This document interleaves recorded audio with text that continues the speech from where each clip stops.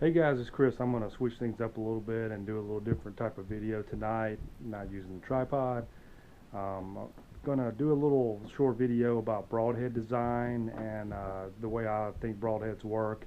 I get asked that a lot. What type of broadhead do I use? What do I like? And I use a lot of different broadheads, and I get to test a lot of things. And I'm going to go over that and some of the things that I like and what I look for in a broadhead. And I don't have every broadhead. It's impossible to do, but I do have a lot here and a lot of different designs that can apply to other styles that you may use. So I thought this may be useful. So let's go and look at some broadheads real quick.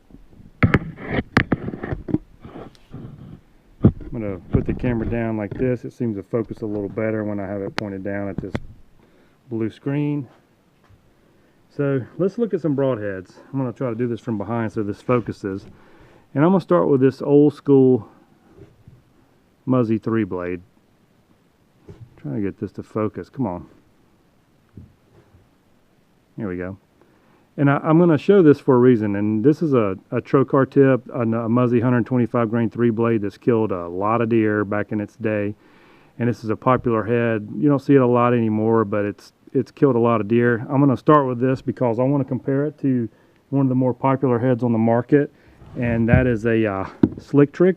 This is actually a Magnum 4 blade, and I'm doing this because, man, I really want this to focus. Come on. Sorry.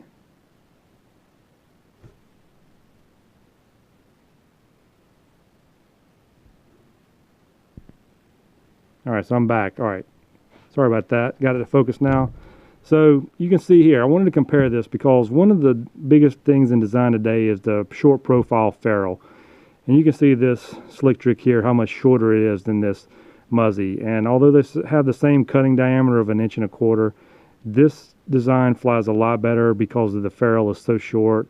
There's not a lot of surface area, and this shorter design tends to shred wind a little better than this old Muzzy does. Although this thing will still fly fine if you tune your bow a lot, but you hear some planing stories with this. But I wanted to show these because this is how much design has changed in probably just 10 years, and that's pretty impressive to see these two different style of heads, both with similar tips, and this super short steel ferrule. This is actually aluminum ferrule on the Muzzy.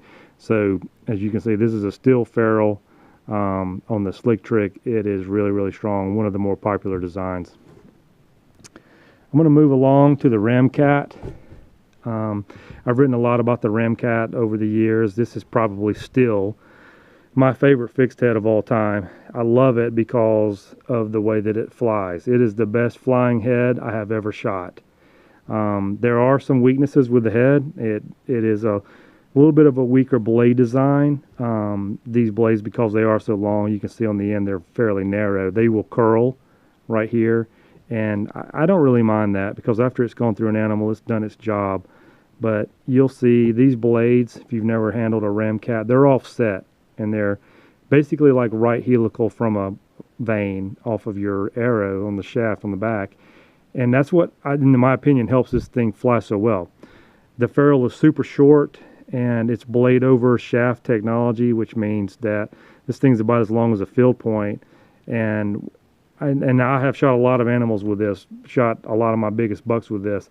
These things spin through animals, and it creates a tremendous wound cavity. So I still really love the Ramcat. The blades are not the sharpest in the business. There's no doubt about that. That's not their strong point. I think this lobe here helps penetration on the front, but I love the Ramcat. It's a solid choice. This is the Magnus Black Hornet. This has actually been popular about the last 2 years, and I really, really love this head. Although I've only shot a couple of deer with it, my challenge teammate Ryan Griffith has shot several with it, and he likes it. But it too is a short profile head. Sorry about that. I'm going to compare it to the Slick Trick. You can see it's very, very short in stature.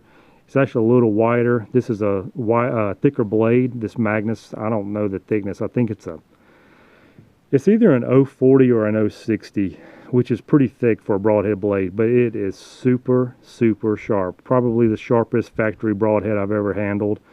It has this nice bleeder here that doesn't affect the flight. So if you want a solid head, this Magnus, these things have a lifetime guarantee. If you ever destroy one of these, you hit a rock, they'll send you a new one. And I think that's about as good a guarantee as you can ever ask for in the broadhead business. So Magnus is a solid company. I love this head. They also make a serrated version. I don't have one to show you, but apparently that's a popular head too. It does pretty good damage. This was a this is a kill zone. This is a 125 trophy tip. As you can see, it has a little bit of a shaved head at the top. I've killed a lot of deer with this head. It deploys a rear deploy head. It actually opens from this, moving the blades back. Let's see if I can do it real quick, like that. And it's a 2-inch cut. And so this thing leaves a massive hole going in and a 2-inch hole coming out. Now, the drawbacks to this head: you need a lot of kinetic energy to punch 2-inch holes through both sides. I shoot a heavy arrow and I shoot a heavy poundage. I had probably the least pass-throughs ever with this head.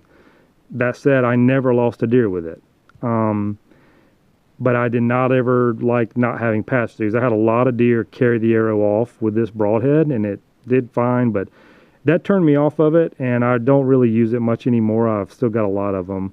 I will say this: one time I reused one of these heads. I think I was on about my 3rd deer, and it looked fine structurally, but this little nut here, it broke. And I actually, when I recovered it, one of the blades was missing, and when that happens, the other one folds in, and it came out of a deer like this. And it had about a 1/2-inch cut coming out. It looked like a fill point. It was kind of weird. But I did recover the doe I shot, because I shot her right through the lungs. But that's the kill zone. That's a popular head. So if you want a rear deploy head, it's probably about as good as a Rage. I do like the deployment system on a lot.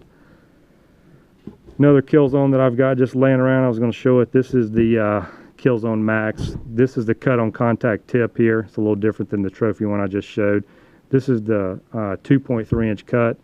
I let my boy shoot these out of a crossbow because it's fast and the crossbow bolt is heavy. This thing does serious damage if you've got some weight to push through some animals. But again, you got to have the kinetic energy to do that.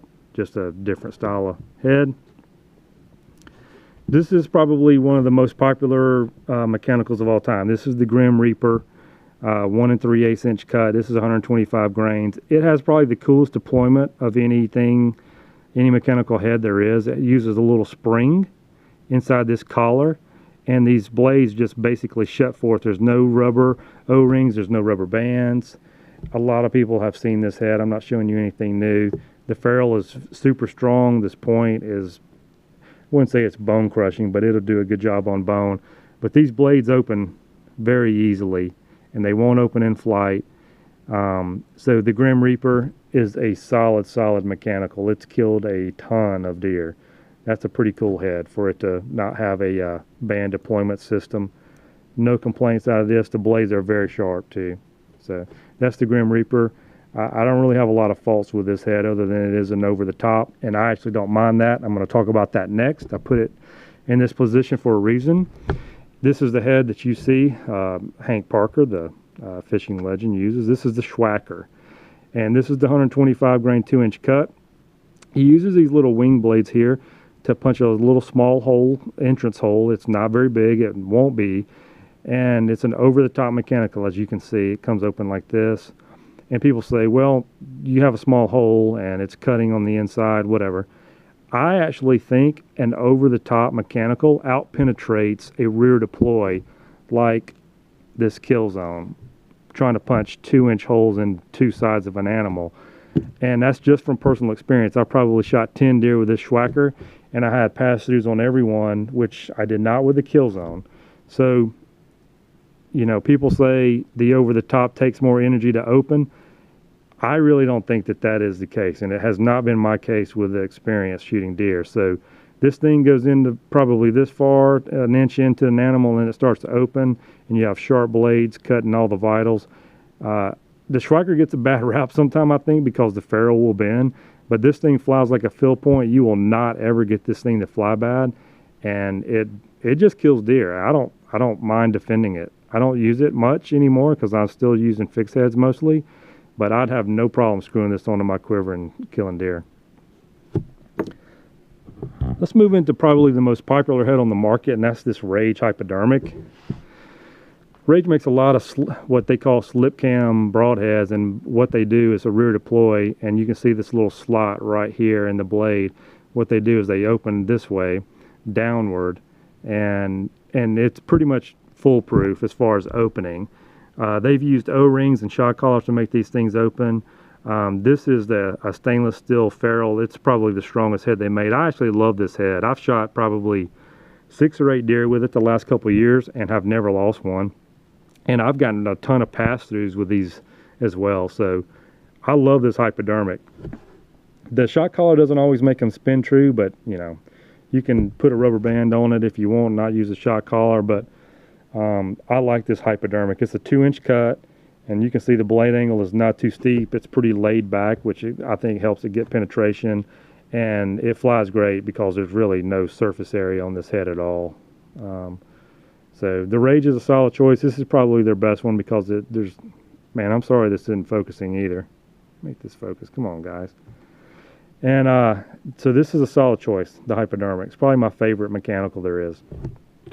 Last but not least, I'm going to show you Tim Knight's Bipolar broadhead. I shot a lot of deer with this 2 years ago.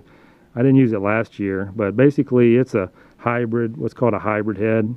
It kind of looks like a Muzzy, if you will, this fixed blade and the trocar tip. And then it opens the top kind of like a Swhacker does, even though it doesn't have a wing blade. And it uses a toothpick here. It used to use fiber optic, but you can stick a toothpick here. You actually can make this thing do a lot of things. You can put a dental band around it. You can put a piece of shrink tape around it, not use a toothpick, and make it open. It does a lot of different things. This is a quality head. It uses very, very quality components. The blades are super, super sharp. It's a 2-inch or maybe 2 1/4. I'm sorry, Tim, I don't remember.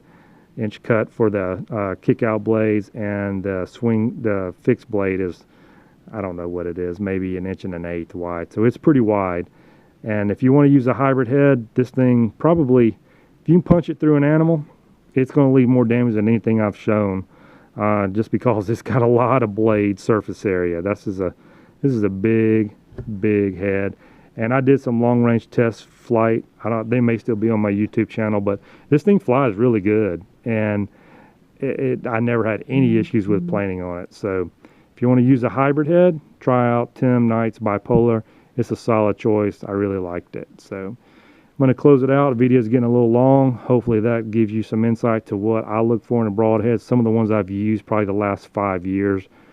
I'm fortunate to be able to shoot a lot of does and test a lot of broadheads, and just show you kind of what I've used and what I've thought has worked. So hopefully this helps. See you guys next video. Thanks.